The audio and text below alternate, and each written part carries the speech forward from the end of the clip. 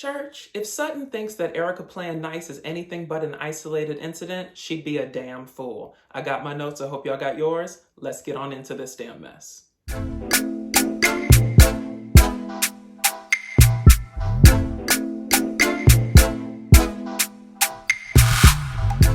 All right, y'all, so let's jump right on into Sutton and Erika talking. Now listen, Sutton and Erika have true trust issues, and they all stem from last season where Sutton was the first of the ladies to question Erika on all of her conflicting stories, right? And I always say, whenever you're the first person to do something, you reap the full benefits and the full consequences of that action, right? And so in questioning Erika, Sutton pretty much put a target on her back for the perpetual future. And it's going to take some time to dissect that, to process that, and for the two of them to find a way to move forward in a constructive way, right? However, when you are on a tropical Mexican vacation where you are laughing, cheesing, eating down to the damn resort, going to nice dinners, jumping off yachts into the sea, you are in an environment that is destined for you to have a good time. So if you're not able to get along with somebody on a tropical Mexican vacation or just a tropical vacation period, the problem is kind of probably you, at that point. Listen, though we may have problems, though we may have issues, I can get past all of this situationally and move forward by appreciating your good qualities and, the good tendencies that you have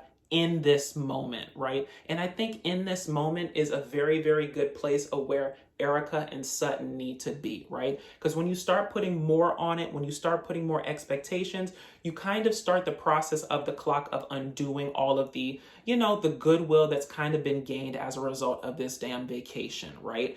And I understand that the other ladies are happy about, them talking and them, kikiing and, scrolling on each other's phones and having good conversations. But sometimes when you drag more attention to something, you put more of a spotlight on it, which in turn kind of creates, an unnecessary expectation. So all I would like to say in terms of the Erika and Sutton relationship is let's just continue to have a series of isolated incidents, right? Because eventually those isolated incidents will culminate in it being the rule and not just an isolated incident, right? No expectations. We're moving forward with isolated incidents, and I think they'll be fine.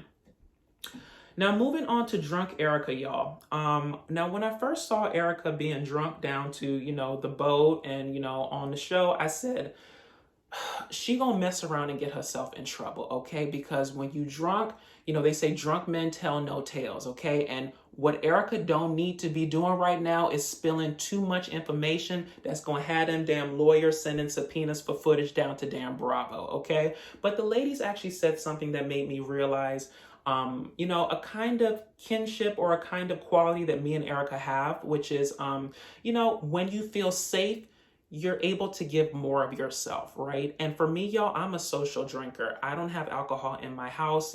Juice is my, drink of choice most times, but I will drink when I'm around people that make me feel safe and that I can be myself with. So I think that's really what we saw Erika do, okay? She's away from her damn lawsuit. She's away from all the damn stress, struggles, and strife in her life. She's with people that make her feel safe, and that's what we saw on the damn show. So listen, I'm all for people letting their hair down and having a good time. Just don't let your hair down and have such a good time that you end up back in the damn courthouse, on some other subpoena stuff, okay? Just be careful.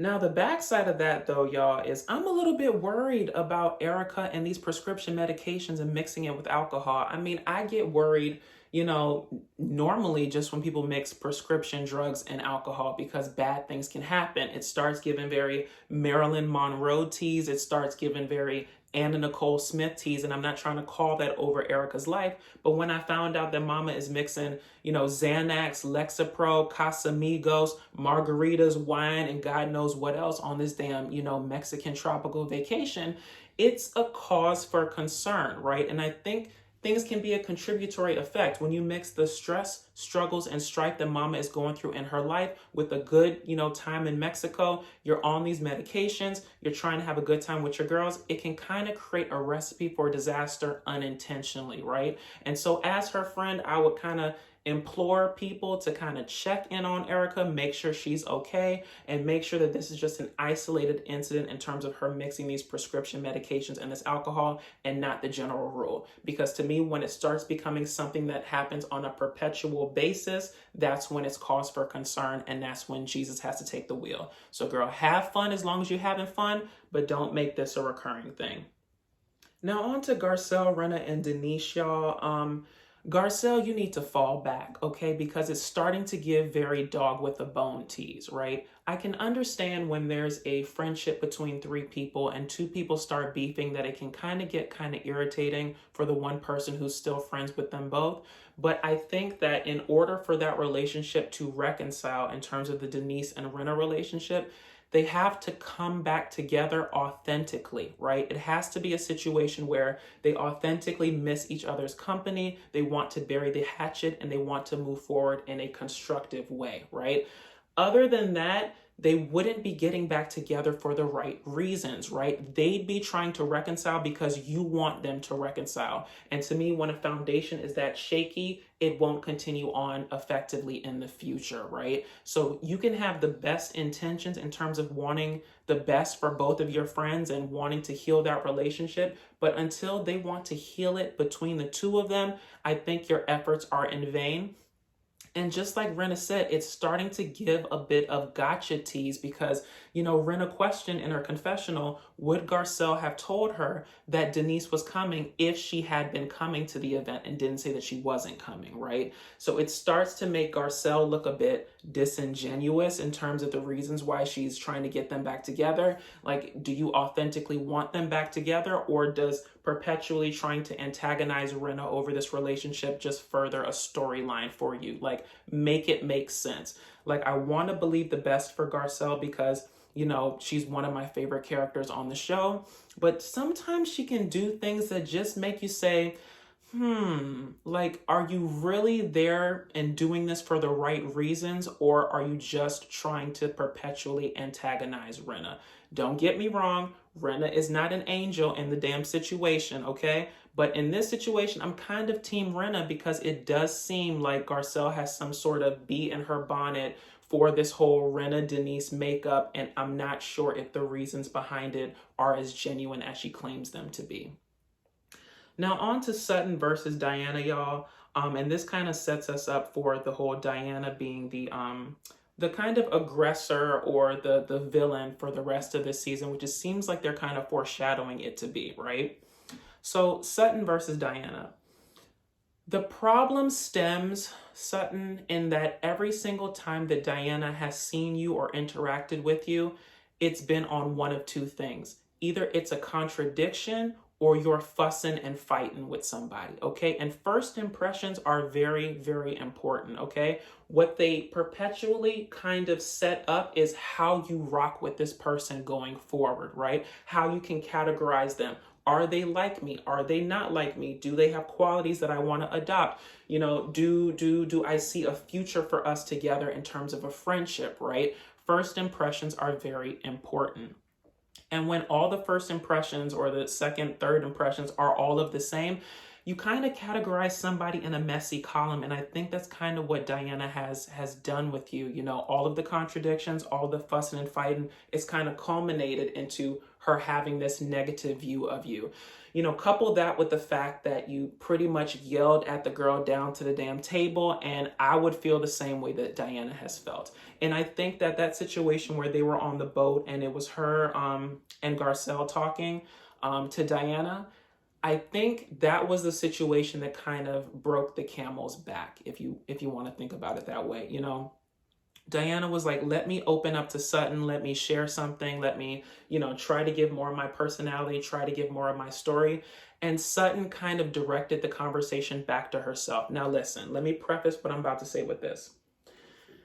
I don't have the trauma of death in my past that I can draw from and use as a way to connect with people. Okay, I don't have that in my past. So far be it from me to tell Sutton how to, use that story of her father's suicide to connect with people. But to me, when you start spreading the story out like chiclets, it kind of loses the effect, right? Because it's a very powerful story and it's a very powerful thing to think about, to talk about, to share. And the way that she's kind of been using it lately, it's either to deflect from a situation or to turn the attention back on her, right? Like, lest we forget, when she was, viewed as being insensitive in terms of Dorit's break-in, she started bringing up her father's suicide as a reason why, she didn't want to really talk about break-ins and death and people coming in and this, that, and the third, right? And then now when Diana is trying to connect with them over, her brother's death in the war, Sutton finds a way to weave her father's death and her father's suicide back into it and draw the attention back to her. So listen, I'm not saying that she can't share the story because it's a powerful story and it's something that should be shared if she chooses to share it. I'm just saying you might have to have a bit more tact with how you bring it up and, the situations that you bring it up in, because sometimes it can go from taking the focus off of someone who's trying to connect with you, share a story and try to, create some sort of kinship to you kind of trying to hijack the moment and bring it back over to you. So unfortunately, Diana seems to be one of those people that, 3 strikes you're out and now you're on her bad side, which is kind of troubling because, I feel that Diana and Sutton, they kind of have a lot of similarities that could probably, be good in terms of a friendship. So the fact that it's kind of leaning more towards a negative light, you can't really fault somebody for that. One of my favorite quotes from Funky Dineva is, you can't do wrong to someone and tell them how mad to get. So listen, Diana has, quit being shocked. She's quit being irritated. She's quit being, upset and crying. And now she's moved on to the mad emotion. So listen, you get what you get when you give what you give. And I think, y'all, that's really all I wanted to say on this episode. So if you liked what I said, please feel free to like, comment, and subscribe. Follow me on all social media at DatDamnDasher. And until next time, y'all, if you can't have fun with somebody on a tropical Mexican vacation, the problem is probably you. I'll talk to y'all later. Bye.